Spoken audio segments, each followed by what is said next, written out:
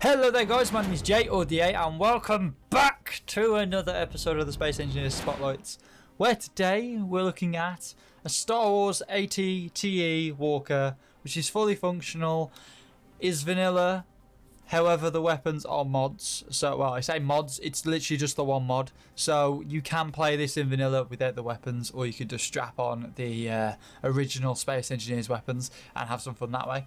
But this thing was made by D3LT4-07, and a lot of the stuff I've looked at before from him have been very, very detailed, very, very complex things, and this sticks to that regime, and it's absolutely phenomenal. Now, just to let you know, when I do come to test this thing with a walking capability that it does have, it may break, it may not. On this world, the destructible blocks were set to off, so nothing would break. But I want to destroy some Hellfire droids that are causing me some grief, so I needed to turn it on. So this thing may blow up in a heap of glory, or it may be fine. We'll see. However, that's just a little bit of a warning for later. So this thing does have 4 rotatable turrets on the underside, which you can manipulate and control. The 2 forward-facing ones are literally just forward-facing. You cannot remove them or rotate them, so they are just forward-firing turrets for the pilot to just you know, to shoot whenever he fancies it. And then we also have this giant turret on the top, which does have the cannon on there, and it does have a lot of original noises on there, and it is absolutely brilliant. And this does have it does have the different orientations, so you can go up and down as well as left and right, which is cool. We do have a seat at the back, but due to vanilla seats not being able to, not allowing you to control stuff yet, I hope they add it, because Jesus Christ, it's really needed. But due to these not being as complicated as mods, you can't control the turrets. You have to control it from the cockpit, or put like a cockpit within the ship somewhere, because there is like a little space for crew members and stuff, and you probably have to control it from there. But it is a fully functional, it walks, it talks, it shoots, it does everything, and it's absolutely brilliant. And may I say, the complexity that D3LT4-07 has gone to in terms of the walking mechanism is absolutely baffling to me.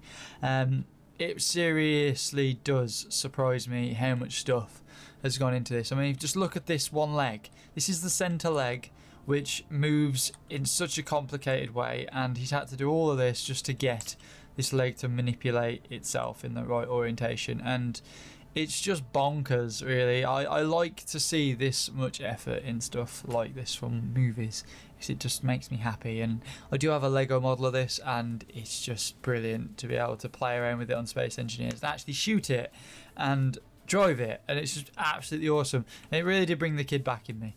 So let's go and have a gander at the insides, because there's not really much to the insides. It's going to be more of testing than actual showing you around it. But as you can see, the size is fairly good in comparison to myself.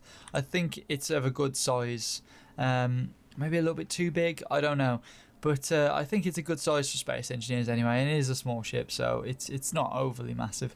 But yeah, let's go and have a gander inside. So to get in this thing, you just go on this lift, which does have a double piston system, so it's very stable and won't wobble, and is quite good for multiplayer scenarios, in all fairness. So if you were to do things with pistons in multiplayer, I'd probably recommend doing it that way, because I've done that in the past in a few servers, and it works quite well.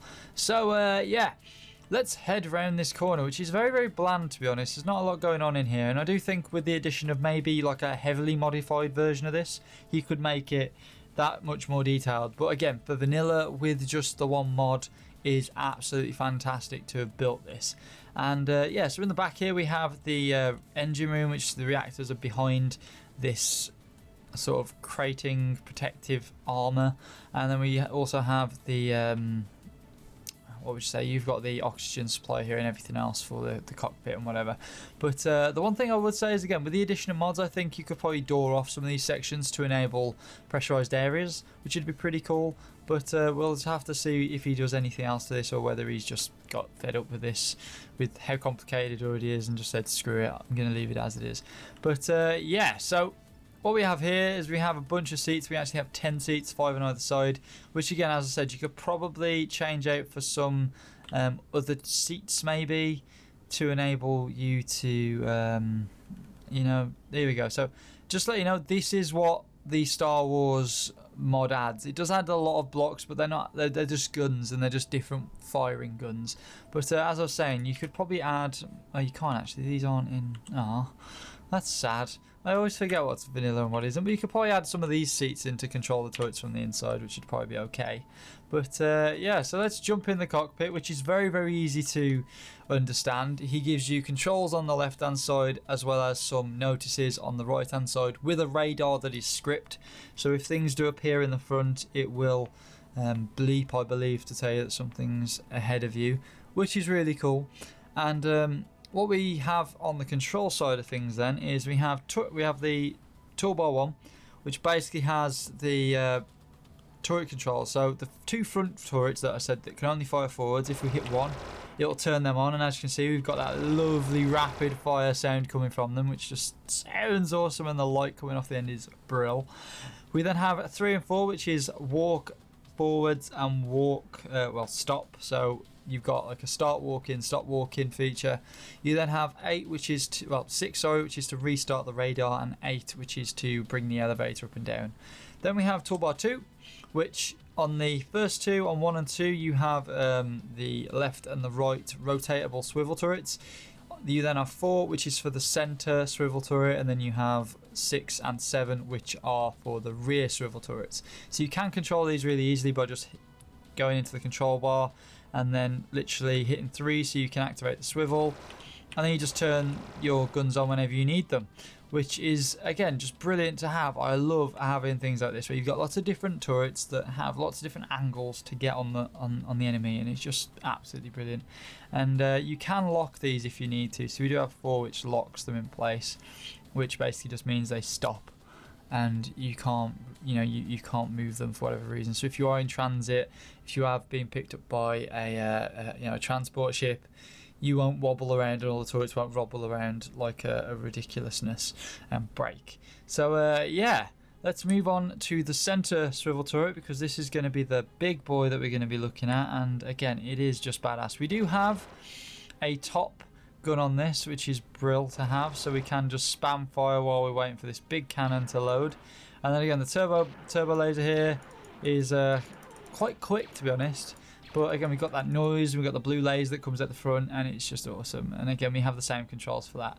So yeah, this can go up and down, but again, it's very, very limited in terms of how you can rotate it and stuff. And that's really my only bother with it. I would like it to have more controllability, but other than that, other than the angle of the up and downward angle, I'm not really too fussed. It is what it is. It works.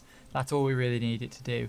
So what we're going to do now is we're going to actually start walking. So we're going to hit 1, and this we're going to hit 3 on this bar, and we will start to walk, which is quite fluid for Space Engineers, believe it or not. Now again, this is in vanilla, and we have got destructible blocks turned on, so things may break and blow up, but we'll probably get a few shots off at those Hailfire droids first and see how that turret works and see how well it is at killing stuff. So we'll hit 3, and what we'll do is we just have to wait for it to walk downwards, and we can hopefully try and get an angle on one of these things. If not, we will have to resort to other means of killing them. But actually, there we go. That's what we can do here. We can shoot at them, which again is really, really cool. I like this. I'm going to turn that turret on the top and just make a lot of noise, and then when it drops low again, we will absolutely annihilate. There we go. Look at that Hailfire droid down. Oh yes, perfect.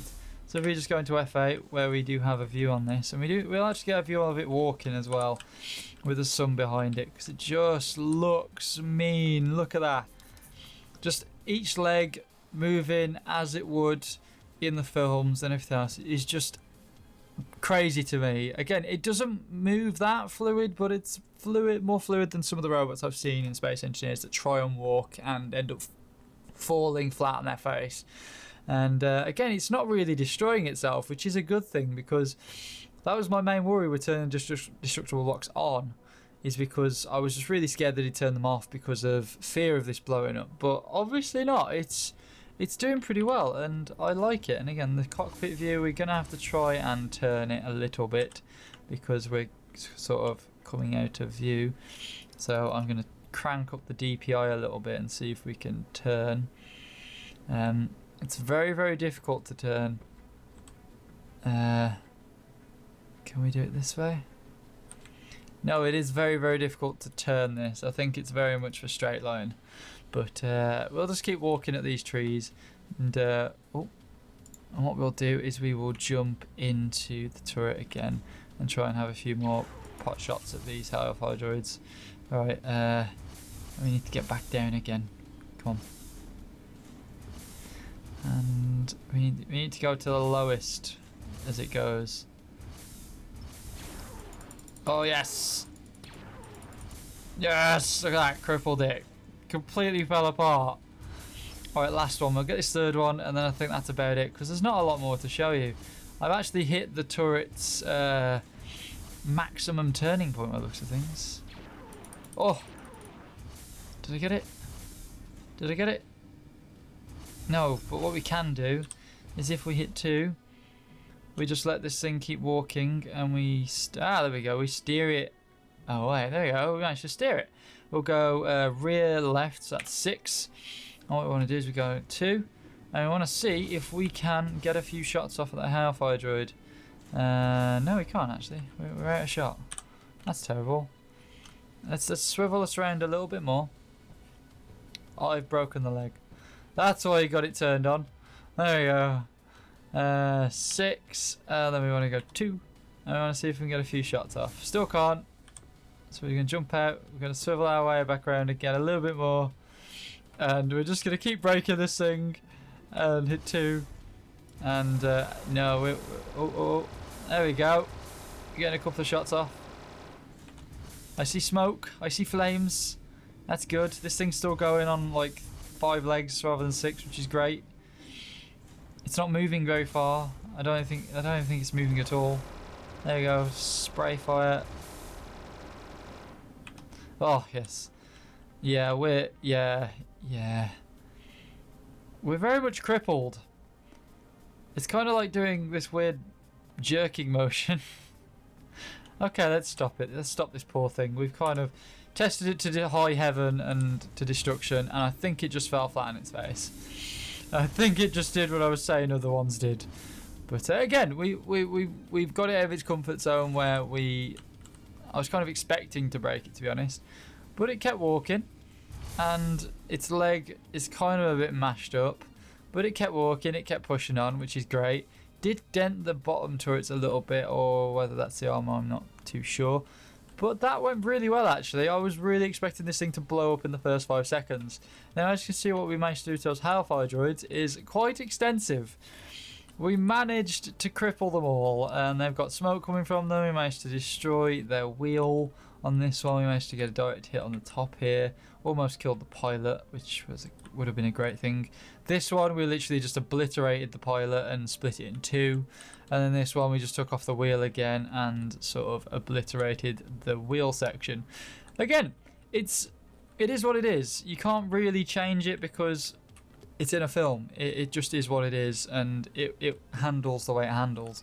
But if you guys have enjoyed this ATTE, then please go and check it out on the workshop. I would seriously recommend it.